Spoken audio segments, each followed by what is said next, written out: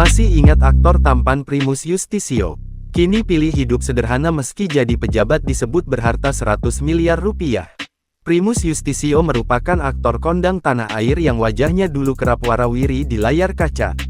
Bagi Anda pecinta sinetron di era 2000-an, aktor tampan tersebut dulu populer hingga dijuluki Raja Sinetron.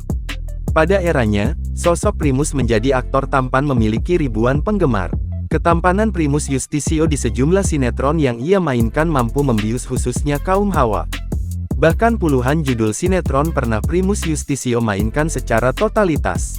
Diketahui, Primus Yustisio mengawali karir di dunia sinetron pada tahun 1993. Kiprahnya di dunia seni peran juga membawa namanya keluar sebagai aktor terfavorit versi Panasonic Award tahun 1999. Namun kini sosok Primus Yustisio mulai jarang terlihat di layar kaca usai terjun ke dunia politik. Lantas, bagaimana kabarnya sekarang?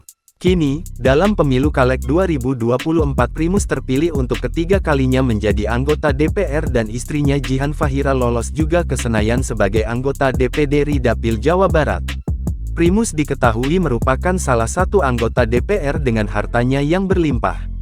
Melansir LHKPN 2022, dirinya memiliki total harta kekayaan 100.099.280.575 rupiah.